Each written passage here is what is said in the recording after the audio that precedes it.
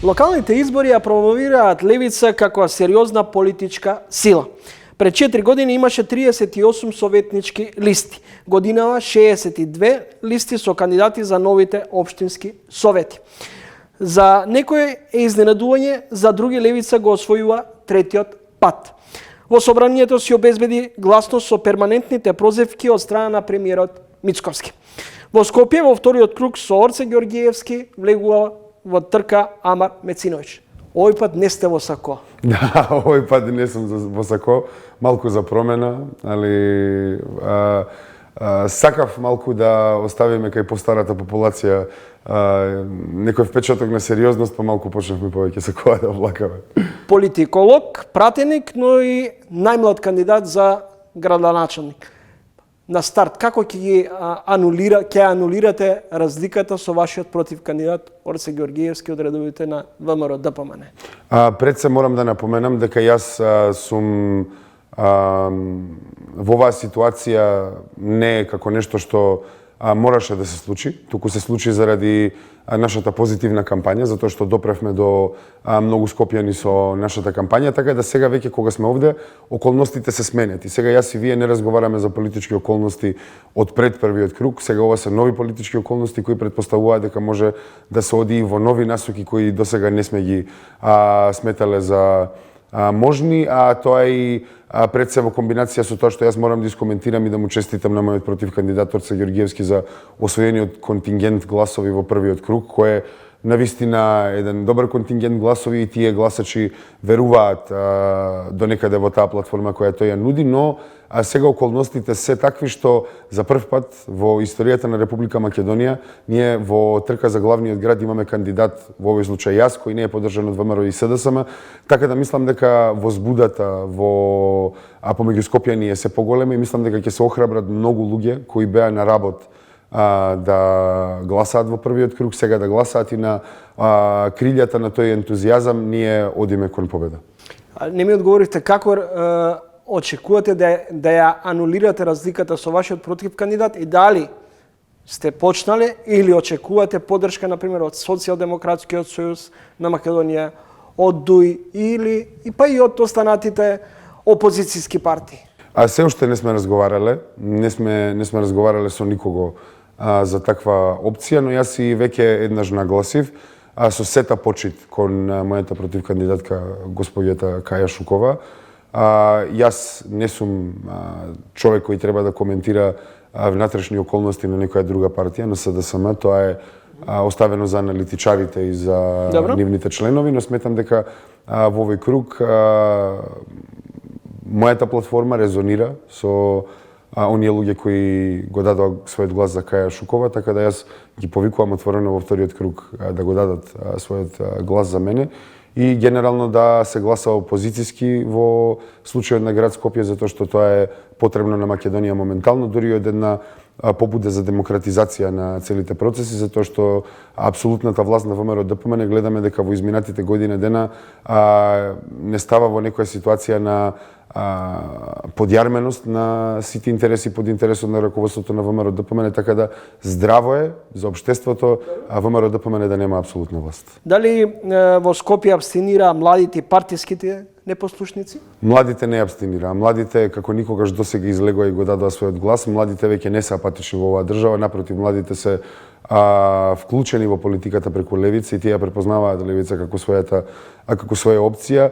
Јас секогаш внимавам какви констатации давам, но за прв пат ќе кажам нешто за кое сум апсолутно сигурен, откако ќе поминат изборите, кога ќе дојдат пресметките по демографски групи како се гласало, јас сум сигурен дека ние ги имаме победа на младите. Младите се разбудени како никогаш досега, така да абстинирале по мои предпоставки партиски гласачи. Ако се направи компарација со претходните локални избори, но и со последните парламентарни избори, ќе се забележи значителен или пат кај речиси сите партии во однос на освоените гласови. На што се должи оваа апатичност? Се должи на тоа што демократијата во Македонија никогаш не созреа. Демократијата во Македонија созреа во сликата на партиите. Нашето општество многу споро се демократизира и нашите граѓани гледаат дека при трансфер на власт одново и одново нема никакви реални промени. Животот на 9 мај 2024 беше истиот како и на 8 мај, па и како сега година и пол дена од како имаме нова власт, така да јас директно би посочил дека владеачките структури ја креираат апатијата, затоа што нашите граѓани гледаат дека нивната политичка активација и гласањето на изборите не носи реални промени. Јас тоа сосема го разбирам.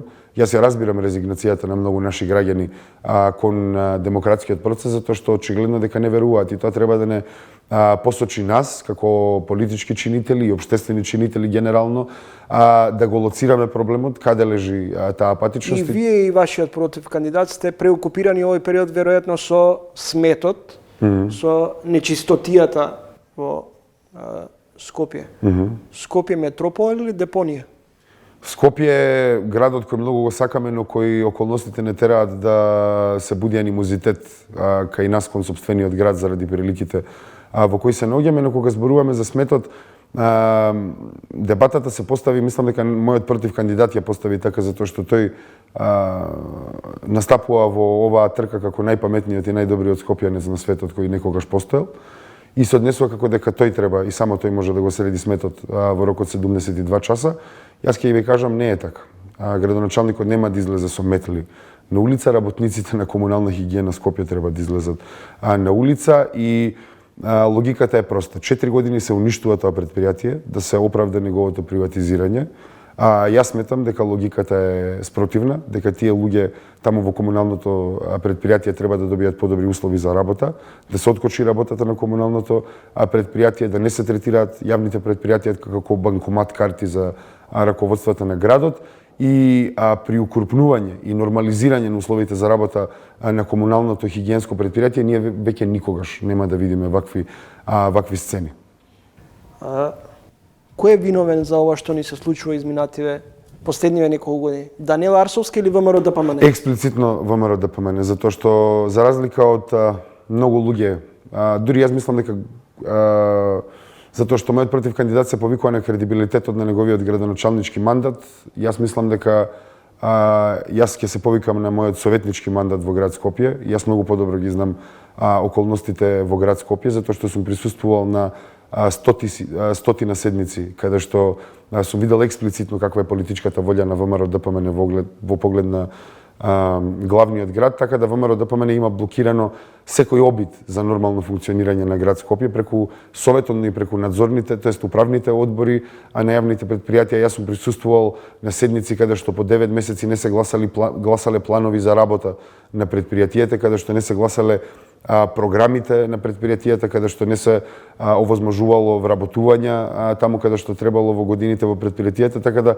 целосна блокада и хендикепирање на предпријатијата. Но мора да се посочи дека во изминатите неколку години буџетот и завршната сметка на град Скопје гласаат ВМРО ДПМН и СДСМ заедно. Така да треба да се запрашаме зошто овие партии го гласаа буџетот и сакаа голготата да помине, ако после цела година не гласа ништо што е продуктивно за градот. Мициновиќ, како Скопје да биде чисто, зелено, без смет, отпад? Преку силни комунални предпријатија, преку силни предпријатија генерално. Јас ќе посочам, ништо од ова не се случува тек така. Сето ова има умисла позади и на 10 септември премиерот Христијан Мицковски ни обелодени кој е големиот план за ова што се случува 4 години, а тоа е приватизирање на комуналните предпријатија. Значи, се работи со години на будење на резигнација кај скопјани кон комуналните предпријатија, на градење на перцепција дека тоа се нефункционални предпријатија, за да се оправда нивното приватизирање. И ние сметаме дека тоа не смее да се дозволи, затоа што тоа ќе значи дека фирмите кои ќе стопанисуваат со тие дејности повторно ќе бидат во политичка спрега и во семејна спрега со политичарите. Каков јавен превоз? Комбиниран. И сметаме дека јавниот превоз е најглавното прашање за Скопје. Јас како советник го третирав како најбитно прашање за мене и до ден денес сметам дека е најбитно прашање, затоа што тоа е социјално прашање пред се и прашање на зачувување на животната средина. Јас во мојата кампања не ветував се и се што. Не ветував сите можни проекти кои можете да ги замислите, ама јас сметам дека градските власти треба да започнат со една конкретна цел, а тоа е во рок од 1 до 2 мандати, а Скопје потполно да го смени ликот за јавниот превоз. Јас сум поборник на железничкиот превоз. Тоа е долгорочно многу поисплатливо отколку купување на нови автобуси на 5 до 10 години, затоа што тоа е така потребно. Со железничкиот превоз долгорочно се исплати се во ова и сакам да потенцирам за граѓаните на Скопје дека ова не е научна фантастика. Над 100 години има железнички решенија низ градовите, но зошто Скопје никогаш не разговара за железнички превоз? Затоа што само железничка Македонија железници поставува пруги, а сите партиски фирми знаат да бетонираат, така да нормално дека никогаш на политичките опции тоа не е опција, но на нас ние сметаме дека треба долгорочно да размислуваме и да го средиме јавниот превоз во Скопје за следните 100 години. Дали на Скопје му треба нов ГУП? Апсолутно. И тој ГУП треба да го да сватиме дека треба да го изготват градски власти, научна фела и нашите граѓани ослободени од приватните интереси и интересите на инвеститорите, на урбаната мафија, која веќе ни го има креирано хаосот во кој што живееме. Тоа значи дека треба да одбереме политичка опција која не е во спрега со овие приватни интереси. Јас отворено ќе кажам, доколку ВМРО ДПМН победи, затоа што ВМРО ДПМН е урбаната мафија, а тогаш урбаната мафија ќе ни го изготви ГУПот. А јас сметам дека во Скопје постои многу научен потенцијал, многу човечки потенцијал, кој преку еден инклузивен процес, кој ќе биде комплементарен од една страна преку научни студии, ослободена научна фела од политички притисоци, од друга страна непосреден контакт со нашите граѓани. Тоа значи дека ГУПот ќе мора да се прави во еден инклузивен процес, така што сите мала ќе бидат и општини прашани теренски, затоа што никој не може подобро да ни каже што му е потребно во неговото непосреден животен простор од самите граѓани кои живеат во тој простор. Кога велите дека ВМРО ДПМН е всушност урбаната мафија, дали вие ако станете градоначалник ќе донесете одлука за мораториум за градби? Или можеби дивоградбите ќе ги уривате или ќе ги легализирате? Многу брзо дивоградбите сметам дека се еден феномен кој ретко каде го има на континентот. Мислам дека ние сме некако ендемски, веројатно можеби и во некои други места. Дивоградбите не смеат да постојат. Јас како градоначалник сметам дека градот не треба да дава амин на никаква дивоградба, но тоа треба сето да се работи во комбинација со МВР, така да МВР треба да биде тој кој ќе постапува проактивно заедно со обвинителството по однос на тие дивоградби во координација со град Скопје. За дивоградбите сметам дека тие треба да се поделат на две категории. Тоа се таму каде што живеат луѓе и таму каде што се прават пари, тоест комерцијални објекти. Треба веднаш да почнеме да ги уриваме комерцијалните објекти кои се дивоградби, а понатаму да разговараме за таму каде што луѓето живеат. Вардариште, Дрисла. Дрисла не смее да се дозволи повторно да се приватизира, тоа ќе го кажам, затоа што Дрисла е едно од единствените тоест едно од ретките предпријатија на Скопје кој генерира профит за градот. Значи тоа ВМРО ДПМН го гледа како можност за профит, нормално, и за погребување на финансиската независност на град Скопје, така да Дрисла треба да се осовременува и ние гледаме во технологија со некои странски експерти и фирми, веќе имам дури разговарано за таа технологија. Постои технологија која не е многу скапа и може долгорочно да помогне, а тоа е технологијата на претварањето на комуналниот отпад во деривати на гориво.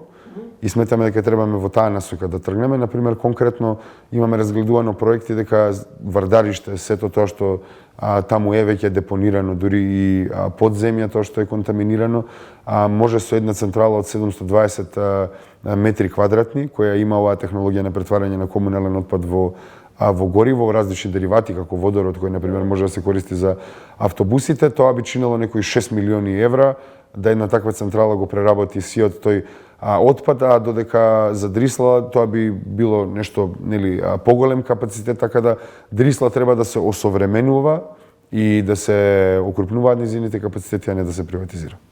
Благодарам за гостувањето во емисијата. Ви благодарам многу. Се надевам дека повторно ќе разговараме.